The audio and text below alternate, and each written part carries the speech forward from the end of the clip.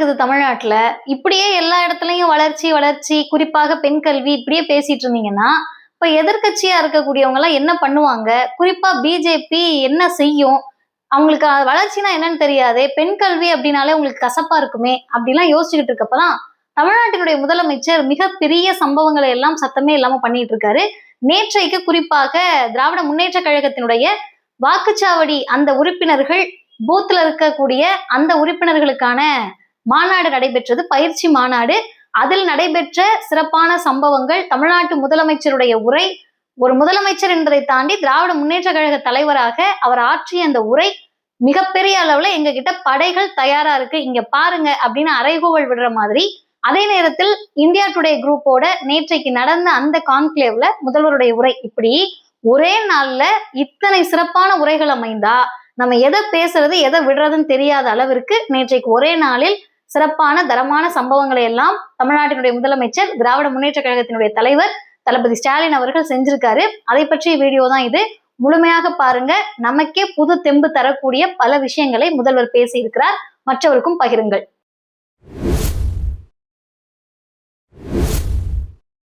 அனைவருக்கும் வணக்கம். நேற்றைக்கு ஒரே நாளில் அப்பா எதப்பா பேசுறது எதை விடுறதுன்னு நினைக்கிற அளவிற்கு அவ்வளவு சம்பவங்கள். என்னன்னு கேட்டீங்கன்னா, தமிழ்நாட்டினுடைய முதலமைச்சருக்கு அவர் கொடுத்திருக்கக்கூடிய திட்டங்களுக்காக பெண்கள், மாணவர்கள் என்று அனைத்து தரப்பினரும் இணைந்து குறிப்பாக WCCல நன்றி தெரிவிக்கக்கூடிய நிகழ்ச்சி நடந்துச்சு. இந்த நன்றி தெரிவிப்பு நிகழ்ச்சியில நிறைய பேர் பேசினாங்க.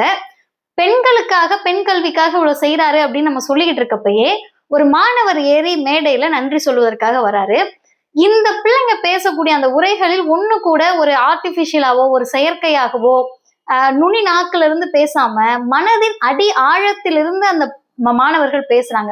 அதுல அந்த தம்பி சொல்றாரு, நான் திண்டுக்கல் பக்கத்துல ஒரு கிராமத்துல இருந்து வரேன், திடீர்னு ஒரு நாள் ஹாஸ்டல்ல தங்கிதான் படிக்கிறேன், எதுவுமே செலவுக்கு காசு இல்ல, என்னடா பண்றது, ₹1 கூட இல்லையே அப்படின்னு போன் எடுத்து பாக்குறப்ப அன்பு மகனுக்கு தமிழ் புதல்வன் திட்டத்தின் மூலமா ₹1000 உங்களுடைய வங்கி கணக்கு வந்திருக்கு அப்படின்னு சொல்றாரு. இத சொல்றப்ப நமக்கு ஏன் மகிழ்ச்சியா இருக்குன்னு கேட்டா, ஒரு இடத்தில் கூட ஐயோ இப்படி யாரோ ஒருத்தர் நமக்கு காசு போடுறாங்க, கவர்மெண்டோட காசு, அரசோட காசு அப்படின்ற ஃபீல் வந்துடக்கூடாது. சுயமரியாதைக்கு இழுக்காக அந்த பணத்தை நினைத்திடக்கூடாது. அது ஒரு சுயமரியாதைக்கான பணம் தான் அது. அதெல்லாம் தாண்டி அது ஒரு இன்வெஸ்ட்மெண்ட், முதலீடு.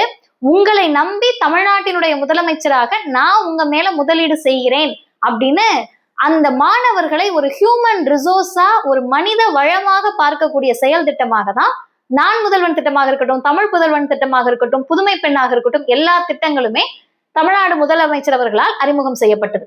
அந்த பையன் சொல்றாரு, ஒண்ணுமே இல்லாம இருக்க எங்களுக்கு தாங்க அந்த ₹1000 அருமை தெரியும். இந்த ₹1000 என்ன செஞ்சிரும்னு கேக்குறீங்க? 6 மாசம் இந்த ₹1000 சேர்த்து வச்சேன்னா என்னுடைய வருஷ செமஸ்டருக்கான பாதி ஃபீஸை நான் கட்டிடுவேன். 10 நாள் சாப்பாடுங்க எனக்கு. இதெல்லாமே உணர்வாக அவர்கள் உண்மையாகவே அதை அனுபவித்து பேசக்கூடிய சொற்கள். அந்த பையன் சொல்றான், காடு மேடு எல்லாத்தையும் கடந்து படிக்க வந்து ஒரு விடுதியில தங்கி படிக்கக்கூடிய எங்களுக்கு நீ படி படி படி படிச்சுக்கிட்டே இரு, நீ உன் படிப்பு பாரு, மத்ததெல்லாம் நான் அப்பா பாத்துக்கிறேன்னு சொல்லக்கூடிய வகையில் தான் இந்த ₹1000 எங்களுக்கு இருந்துச்சு. அதே நிகழ்ச்சியில் பெண் மாணவர்களும் பேசினாங்க. கிராமத்துல இருந்து வரோம், பொட்டப்புல படிச்சு என்ன ஆக போகுது, இதோட நிறுத்திடலாம்னு நிறைய பேர் நினைச்சிருப்பாங்க. இனிமே எங்களை பார்த்து அப்படி நினைக்க முடியாது, எங்க அப்பா குடும்பத்துல கஷ்டம் இருக்கு, இனிமே பொம்பளை பிள்ளை எப்படி படிக்க வச்சு என்ன பண்ண போறோம்னு நினைச்சாரு.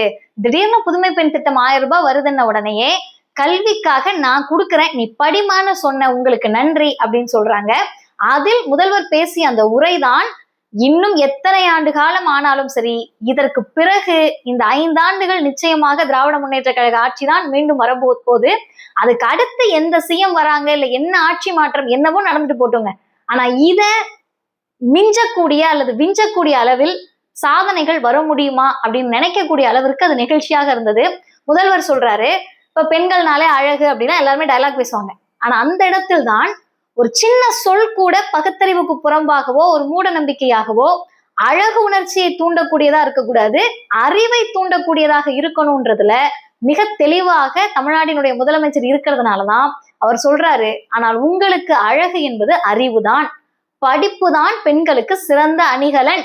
இதைதான் தந்தை பெரியார் தொடங்கி இந்த திராவிடர் இயக்கத்துல பெண்களை பற்றி பேசுகிற போது அழகா அறிவான்னு வந்தா அறிவுதான் உங்களுக்கான அணிகலன்கள்னு வீதி வீதியா மேடை போட்டு தந்தை பெரியார் பேசியதனுடைய விளைவு இன்றைக்கு தமிழ்நாட்டுல சிட்டிங் சிஎம்மா இருக்கக்கூடிய ஒருத்தர் இப்படிதாங்க எங்க மாநிலம் இருக்கும், இதுதாங்க எங்களுக்கான ஸ்டாண்டர்ட், வட இந்தியா எங்களை பார்த்து கத்துக்கங்க, நாங்கள் பெண்களை எப்படி நடத்துகிறோம்னு பாருங்க, நாங்க இவங்களை ஒரு பொருளாகவோ ஒரு ப்ராடக்டாகவோ நீங்க சொல்ற மாதிரி மண்ணு பொண்ணு இந்த கதையெல்லாம் கிடையாது, எங்கள் மாநிலத்தினுடைய வளர்ச்சியில் பெண்களுடைய பங்குதான் அதிகமாக இருக்கணும். இது ஒரு விமென் எம்பவர்மெண்ட்டுக்கான அடுத்த கட்டம். இது ஒரு பெண்களை முன்னேற்றுவதற்கான அவர்களும் சேர்ந்ததுதான் ஒரு மாநிலத்தினுடைய வளர்ச்சி சாத்தியப்படும். தந்தை பெரியார் அதை தான் சொன்னாரு. ஒரு உடலில் இருக்கக்கூடிய ஒரு பக்கம் வேலை செய்யலன்னு சொன்னா அதை நீங்க வாதம்னு சொல்றீங்க, பக்கவாதம்னு சொல்றீங்க. சமூகத்தில் இருக்கக்கூடிய சரிபகுதி பெண்களை இப்படி எதுக்கும் பயன்படாம வச்சிருந்தீங்கன்னா அது சமூகத்தினுடைய வாதம் இல்லையான்னு பெரியார் கேட்டார். அந்த கேள்வியை இன்றைக்கு யாரும் கேட்க முடியாத அளவிற்கு பெண்கள் சரிபங்கு வகிக்கக்கூடியவர்கள் மட்டுமல்ல, வாய்ப்பு கொடுத்தா அவங்க எதனால சாதிப்பாங்கன்ற பெரியாரினுடைய கனவை தமிழ்நாட்டினுடைய முதலமைச்சர் சாத்தியப்படுத்தி இருக்கிறார். 34% உயர்கல்விக்கு வரக்கூடிய பெண்களுடைய சதவிகிதம் அதிகரித்திருக்கிறது. இதெல்லாம் அமைதி புரட்சிங்க. ஒரு 10 வருஷம் கழிச்சு 20 வருஷம் கழிச்சு இவங்க எல்லாரும் வேலையில உட்கார்றப்ப தமிழ்நாட்டினுடைய பெண் கல்வியினுடைய சதவிகிதமும் உயர்கல்வியினுடைய சதவிகிதமும் விமென் லேபர் பார்ட்டிசிபேஷன் ஏற்கனவே 40% இன்னும் அது உயரும். இது ஒரு பக்கம். இன்னொன்னு, ஒரு தமிழ்நாட்டினுடைய முதலமைச்சராக இது.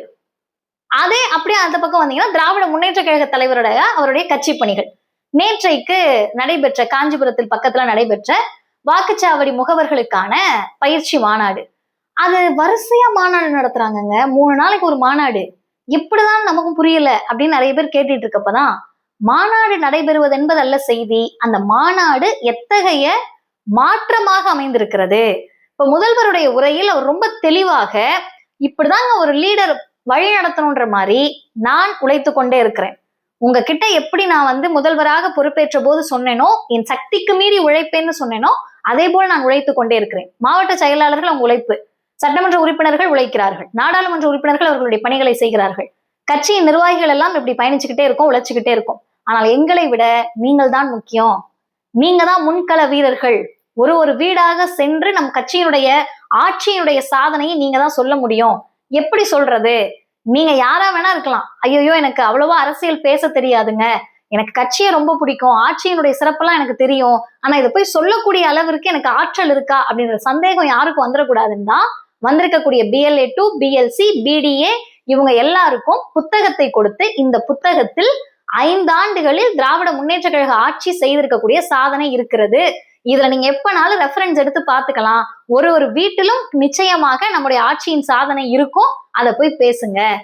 அதுக்கடுத்து யோசிச்சு பாருங்க, சாதனை செய்யாமல் புக்கு போட்டு இதை போய் பேசுன்னு சொல்ல முடியுமா? இதுக்கு முன்னால் நடந்த அண்ணா திராவிட முன்னேற்ற கழகம் அப்படி புக்கு போட்டு இதெல்லாம் எங்க சாதனை புத்தகம் போடுற அளவுக்கு சாதனை நடந்ததா? இப்ப முதல்வர் நம்ம ஜெயிக்கணும்ன்றது எவ்வளவு முக்கியமோ அதே அளவிற்கு முக்கியம் யார் ஜெயிக்க கூடாதுன்றது. அதனால்தான் சொல்றோம், முதல்வர் என்பதை தாண்டி தமிழ்நாட்டை காக்கக்கூடிய ஒரு மிகப்பெரிய தலைவராக, லீடராக தமிழ்நாட்டினுடைய முதலமைச்சர் இருக்கிறார், திராவிட முன்னேற்ற கழகத்தினுடைய தலைவர் இருக்கிறார். அவர் தெளிவா சொல்றாரு, நாம் வென்று விடுவோம், அது உறுதி. எப்படி உறுதின்னு கேட்டீங்கன்னா அரித்மெட்டிக் சொல்றாருங்க, கால்குலேஷன் சொல்றாரு. 75,000 பேர் இருக்கீங்க, ஒரு பூத்துக்கு நம்மளுடைய மினிமம் டார்கெட் 350. அப்ப மொத்தமாக 75,000 பேர் 350 பேரை டார்கெட் பண்ணி நீங்க வேலை பார்த்தீங்கன்னா 2,60,00,000 வாக்குகள் நம்ம பெறுவோம். இது பார்க்க ரொம்ப பெருசா இருக்கும், ஒன்னும் இல்ல, ஆளுக்கு 50-100 ஓட்டு உங்களோட பொறுப்பு. இதை நீங்க எடுத்துட்டு இதை கரெக்டா பிக்ஸ் பண்ணி உழைச்சிங்கன்னா நம்ம ஜெயிச்சிருவோம். 2026 மிகப்பெரிய வெற்றி. இப்ப நம்ம ஜெயிக்கிறோன்றதை விட யார் ஜெயிக்க கூடாதுன்றதுல ரொம்ப ஸ்ட்ராங்கா இருக்கணும். இது தமிழ்நாடு வெர்சஸ் NDA. இந்த 5 ஆண்டுகளில் நாம் செய்திருக்கக்கூடிய இத்தனை மலைப்பான சாதனைகளை ஒன்னும் இல்லாம பண்ணிடுவாங்க. தமிழ்நாடு டார்கெட்டா வச்சு தமிழ்நாட்டில் நாம் சாதித்திருக்கக்கூடிய சாதனைகளை முறியடித்து நம்மளை ஒண்ணுமில்லாம பண்றதுக்கு பிஜேபி பாசிச கூட்டம், அவங்களுக்கு நல்ல அடிமையாக கிடைச்சிருக்கக்கூடிய முரட்டு அடிமை அதிமுக எல்லாரும் சேர்ந்து இதை ஸ்பாயில் பண்ணிடுவாங்க, வீணடிச்சிருவாங்க. இது நடக்காம தடுக்கணும்னா நீங்கள் தான் முன்கள வீரர்களா இருக்கணும். டிவியில நடக்கிறது, நாங்க பின்னாடி வேலை செய்யறது, இது எல்லாமே 2வது, நீங்க தான் முதல்லன்னு சொல்லி வந்திருக்கக்கூடிய அந்த வாக்குச்சாவடி உறுப்பினர்களை என் வாக்குச்சாவடி வெற்றி வாக்குச்சாவடின்ற உணர்வோடு திராவிட முன்னேற்ற கழகத்தினுடைய தலைவர் மாண்புமிகு தளபதி ஸ்டாலின் அவர்கள் வழி அனுப்பி வைத்திருக்கிறார். இப்ப இவங்க வந்து வீடு வீடாக சென்று அவங்களுடைய சாதனையை சொல்ல இருக்காங்க. இன்னொரு பக்கம் திராவிட முன்னேற்ற கழகத்தினுடைய மகளிர் ஒரு விஷயத்த கையில் எடுத்தாங்கன்னா அது வெற்றி தான். தமிழ்நாட்டு பெண்கள் இன்றைக்கு திராவிட முன்னேற்ற கழகம் பக்கம் இருக்கிறார்கள். அந்த கூட்டணி நிச்சயம் வெற்றி பெறும். அது என்னங்க தம்பிங் வெற்றின்னு சொல்றாரு, அது என்னங்க தம்பிங் விக்டரி, அப்படி ஒரு சாதனை வந்துருமா அப்படின்னு கேட்டா, இந்தியா டுடேவினுடைய அந்த கான்க்ளேவ்ல தமிழ்நாட்டினுடைய முதலமைச்சராக பேசுகிறார். நல்லா பாருங்க இந்த வீடியோல. முதல்ல நான் பேசினது முதலமைச்சராக அவர் செய்த சாதனை. அடுத்த பக்கம் ஒரு கட்சியினுடைய தலைவராக, ஒரு லீடராக அவருடைய பரிணாமம். அதற்கடுத்து தமிழ்நாட்டினுடைய முதலமைச்சராக அவர் போய் ஓப்பனா எல்லார் முன்னாடியும் அகில இந்திய அளவில் இந்த குரல் கேட்கக்கூடிய அளவில் சொல்லுகிறார். அந்த வீடியோ நீங்க போய் பாருங்க. ஒரு 5 நிமிஷத்துக்கு மேல 5 ஆண்டுல செஞ்ச சாதனையை வருஷப்படுத்திட்டே வராருங்க. காலை உணவு, நான் முதல்வன், தமிழ் புதல்வன், புதுமை பெண், நம்ம சும்மா இதைதான் சொல்லிட்டு இருக்கோம். அவர் அடுக்கிக்கிட்டே போறாரு. இது எல்லா சாதனைகளையும் சொல்லி முடிச்சுட்டு அவர் சொல்றாரு, பொருளாதார வளர்ச்சி, ஒன்றிய அரசு எங்களை எதிர்க்கிறதுல காட்டுற முனைப்ப உங்க வளர்ச்சியில காட்டல அப்படின்றதெல்லாம் சொல்லிட்டு, உங்க இந்தியா டுடேவும் சி ஓட்டர்ஸ் கருத்து கணிப்பு, இந்தியா டுடேனா நமக்கு ஆதரவானதா, சி ஓட்டர்ஸ் நமக்கு ஆதரவானதா, ஆனா அவங்களுடைய அந்த ரிப்போர்ட், அவங்களோட சர்வே சொல்லுது 45% திமுக தலைமையிலான கூட்டணி வெற்றி பெறும். செகண்ட் யார் வராங்களோ அவங்க 33%. அப்ப 12% டிஃபரன்ஸ் அப்படின்னு சொல்லி நீங்க சர்வே எடுத்திருக்கீங்க. இங்க இருக்கவங்க எல்லாருக்கும் தெரியும், ஒரு சின்ன அரித்மெட்டிக் தான். தமிழ்நாட்டினுடைய முதலமைச்சர் சொல்லுகிறார், 3% டிஃபரன்ஸ் இருந்தாலே அது கிளீன் ஸ்வீப் தான். 12%னா நிச்சயம் திராவிட முன்னேற்ற கழக தலைமையிலான கூட்டணி தம்பிங் விக்டரி என்று கணக்கு ரீதியாகவும் சரி, சர்வே ரீதியாகவும் சரி, களத்தில் இருக்கக்கூடிய செய்தியாக இருந்தாலும் சரி, எந்த வகையில் பார்த்தாலும் திராவிட முன்னேற்ற கழக தலைமையிலான கூட்டணி வெற்றி பெறுவது உறுதி. ஏங்க நீங்க இப்படி சொல்லிட்டு இருக்கீங்களே, இன்னொரு பக்கம் காங்கிரஸ்ல இருக்க ஒரு ரெண்டு பேர் தான், அவங்க 2 பேரும் வந்து அது இதுன்னு டெய்லி ஆட்டையை கலைச்சு விடுற மாதிரி என்னென்னமோ பேசிக்கிட்டு இருக்காங்களே அப்படின்னு நிறைய பேர் கேட்டிருந்தீங்க. அதற்கும் தமிழ்நாட்டினுடைய முதலமைச்சர் பதில் சொல்லிட்டாரு. அந்த இந்தியா டுடேவினுடைய அந்த கான்க்ளேவ்ல ஆட்சியிலும் பங்கு, அதிகாரத்திலும் பங்கு அப்படின்றது தமிழ்நாட்டுல சாத்தியம் இல்லை. அது எங்களுக்கு நல்லா தெரியும், அவங்களுக்கும் நல்லா தெரியும். யாருக்கு? காங்கிரஸ்க்கும் நல்லா தெரியும். சும்மா இடையில திட்டமிட்டு இதெல்லாம் பண்ணணுமே அப்படின்னு கூட்டணியில் பிளவை ஏற்படுத்த பண்ணிட்டு இருக்காங்க. அதெல்லாம் பிரச்சனை இல்லை அப்படின்னு அங்க பேசின கையோட நேற்றைக்கு பயிற்சி மாநாட்டிலும் திராவிட முன்னேற்ற கழகத்தினுடைய தலைவராக பகிரங்கமாக அவர் சொல்லியிருக்காரு, கூட்டணியை பத்திலாம் நீங்க கவலைப்படாதீங்க, கட்சி தொண்டர்கள் அதை பத்தில கவலைப்படாதீங்க, நான் பாத்துக்கிறேன், அதெல்லாம் சரியா முடிஞ்சிரும். உங்க வேலை எந்த கூட்டணி நின்னாலும் சரி, யார் வேட்பாளராக இருந்தாலும் சரி, 234 தொகுதிகளிலும் நான் தான் நிக்கிறேன், வேலை பாருங்க. உடனே இப்ப இந்த புதுசா ஆரம்பிச்ச கட்சியில நடுவுல உருண்டு, இங்க பாத்தீங்களா எங்களுக்கு காப்பி அடிச்சிட்டாங்க. நீங்க எல்லாம் தேர்தலை பற்றி கொஞ்சமாவது போய் பாருங்க. எந்த தேர்தலாக இருந்தாலும் திராவிட முன்னேற்ற கழகம் வெற்றி பெற இருக்கக்கூடிய கூட்டணியினுடைய பிரச்சாரம் அதுவாதான் இருக்கும். நாங்க நிக்கிறோம் நினைச்சு வேலை பாருங்க. போன நாடாளுமன்ற தேர்தலில் நாங்கள் பிரச்சாரத்துக்கு போனோம். அந்த பிரச்சாரத்திலையும் நாங்க பேசினது திமுக தான் நிக்குது, முதல்வர் தான் நினைச்சு வேலை பாருங்கன்னு தான் சொன்னோம். அதையே தான் தமிழ்நாட்டினுடைய முதலமைச்சர் வெளிப்படையாக டிக்ளேர் பண்ணியிருக்காரு. நிற்பது ஸ்டாலின், வெல்லப்போவது தமிழ்நாடு, ஸ்டாலின் தொடரட்டும், தமிழ்நாடு வெல்லட்டும் என்பதுதான் பேசுபொருளாக மாறும். தம்பிங் விக்டரி நிச்சயம் என்பதை முதல்வர் ஏதோ ஒரு அதிகார மமதையில் சொல்லல, அவ்வளவு செஞ்சிருக்கோம். 2021 என்ன செய்ய போறோம்னு சொல்லி ஆட்சிக்கு வந்தோம். 2026 இவ்வளவு செய்திருக்கிறோம் என்று மக்கள் முன்னால் நிக்க போறோம். இந்த கட்ஸ் யாருக்கு வரும்? செய்தவர்களுக்கு தான் வரும், சாதனை நிகழ்த்தியவர்களுக்கு தான் வரும், மனப்பூர்வமாக தமிழ்நாடு மக்களுடைய வளர்ச்சிக்காக உழைத்தவர்களுக்கு தான் வரும்.